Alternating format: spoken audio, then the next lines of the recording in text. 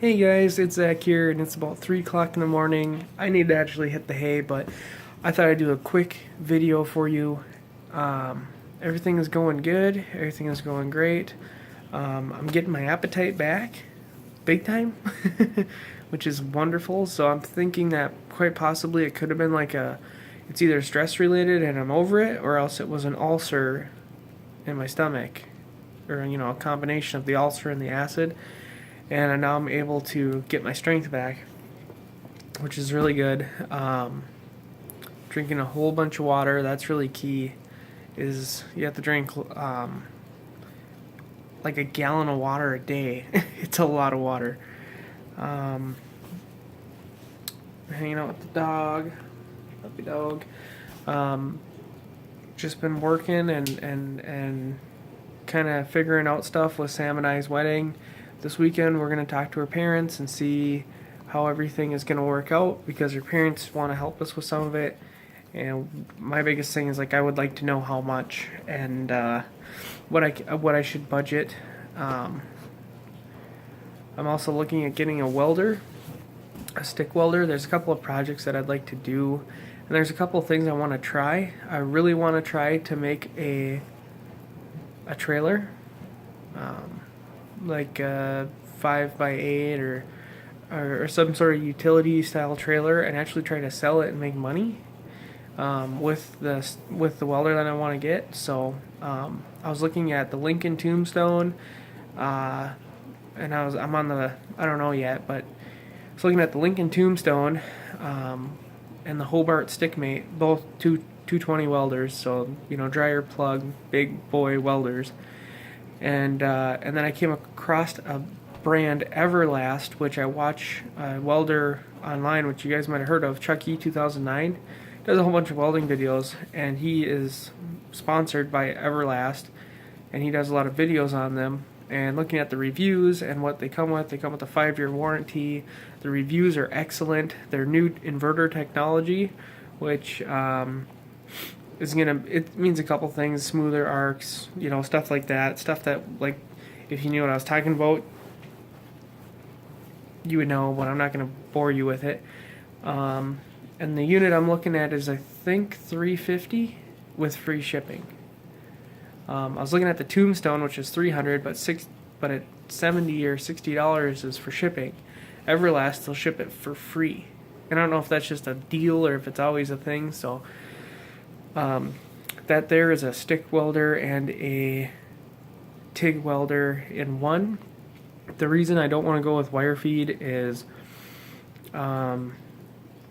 stick weld, and also I believe you can run them off of, it's like a dual voltage, so you can just plug them into your regular outlet, and then you can also plug them into the 220 outlet, which in the garage I happen to have 220, which is nice.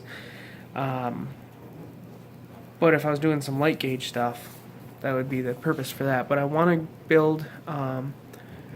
really build a charcoal grill, because I can get the 35-gallon drums from the local place here, so that would be really cool.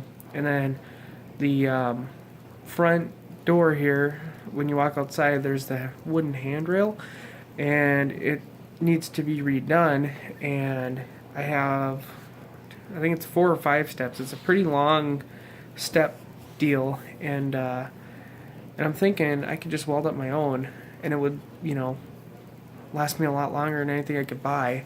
It'd give me a good project. But I would like to build my own trailer, not my own trailer, but a trailer, or build something that I could try to make profit off of. My dad and I had talked about it in the past, like doing something together, like building an ice house or something like that, because he's so good with doing his framing, and he can actually do cabinets and everything.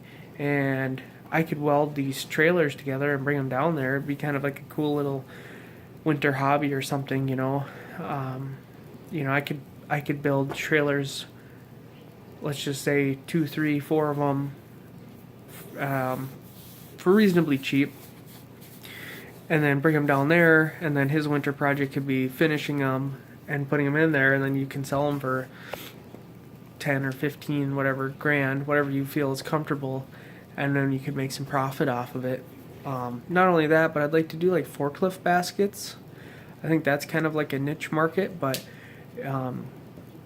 there's a couple things like with my dad's forklift and his baskets that are goofy to me, like how, I don't know, they seem like cheap, you know. So I don't think a lot of people do that. But trailers, forklift baskets, there's so many things you can weld, guys. So many things, heavy duty bumpers, like just weird little projects that would be really handy. So right now my Harbor Freight welder, for one, isn't even an actual welder, and just with how it runs, it's not even right. Okay. And it doesn't weld heavy stuff. And actually, I don't know if I told you guys this, but when I welded that trailer, I put the new leaf springs on it. I welded it with my Harbor Freight welder, and I did like a triple pass. But I am not. That's one of the reasons I want to get a different trailer. Is I'm not comfortable driving that thing with any sort of weight on it, because I think those welds will break. So that's why I'm thinking I could either get a Harbor Freight trailer, which would be fine. You know, I'll probably end up getting one eventually anyways, but it'll be fine. And do that, but then be kind of where I am. Or I could get this welder. I could just finish weld my trailer like I want to. I actually would like to make the tongue, redo the tongue again, widen it out, make it like a 5x8, widen it out, and put some nice sides on it too. I'd like to do a lot, but I'm limited with what I have right now. But if I had a welder that was capable, I could do that. And there's just so many, like those projects there would pay for themselves. The railing would pay for itself. The trailer would pay for itself. And then, you know, I have a real welder I can do stuff with. Yeah, and even a TIG welder. You can do a lot of stuff with TIG welding too. So we'll see. Really been thinking heavy. It's something I've wanted now for essentially since I bought my Harbor Freight welder. It's something I wanted. I knew that the Harbor Freight was just going to be like a temporary, and I've always wanted an actual 220 welder. And you know, people are like, a lot of people I go to work with, they're like, I don't really need one at home. I don't think I'd use it, but I think I'll use it a lot more than I think I will.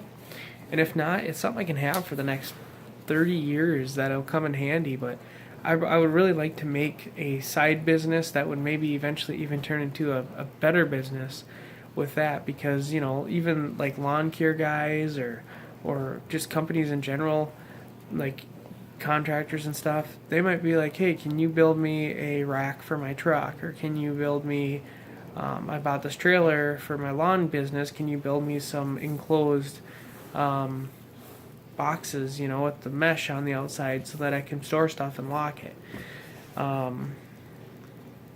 Just all sorts of stuff. And that's why I want to go stick welder, because stick welding is really cheap compared to MIG with gas.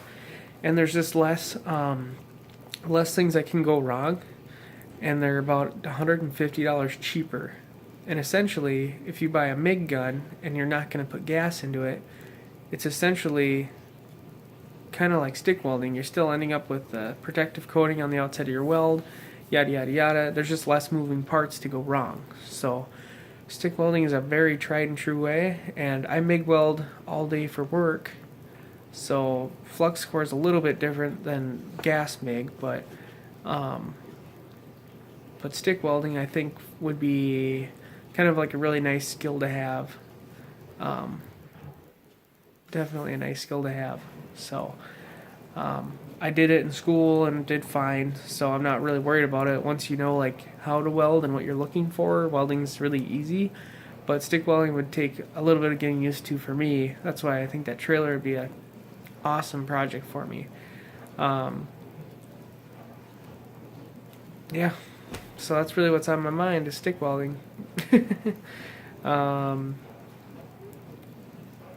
Just so much stuff, you know. That Chucky 2009 guy, in one of his videos, he went to the scrap yard, and the forks for a I'm guessing forklift or something. Um, they were needed repair, and he picked it up, brought it back to his place at the time, and welded it back up perfectly fine. And it's like you start thinking like all the stuff you can do and all the different goofy things you can build, and it's like, yeah, I think I want that, you know. You can build dock frames or, you know, just anything. Just build one thing at a time and try to sell it. So, alright. That's all I got, guys. But thanks for watching. My mind's going nuts. I gotta try to go to bed. But, oh yeah. And today, I happened to bang my finger on the, I was unconnecting my air for my helmet, and I whipped the thing. I was frustrated, I'm not gonna lie. I threw it really hard. Well, I was right next to this big old tube that I didn't realize, and I totally smashed my finger on the tube, and as you can see, my upper knuckle there, it's all black and blue. So it actually, I didn't notice that it was black and blue until I got home, and I just took a hot bath and tried to loosen it up, and it's actually looking more black and blue now. So yeah. Normal finger, no black and blue. This finger, all black and blue. So yeah. A guy from my work he welds out of his garage. He does a lot of work for farmers. So much work that he made like a pact with himself that he will not work Sunday. But he makes more from his side business than he does from where he works, and it's all cash. All they pay is cash.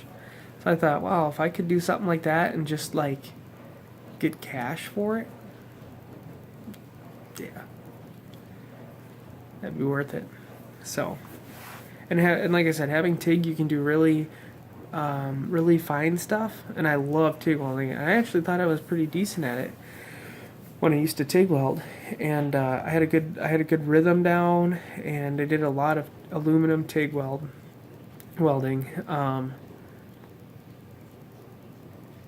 and then stick welding. So you kind of have the opposites. You have like, you know, really light gauge pretty work, or else you can do like mud cake down the tractor, weld it together, get her done with work. So we'll see. All right, I gotta go to bed. Good night, guys.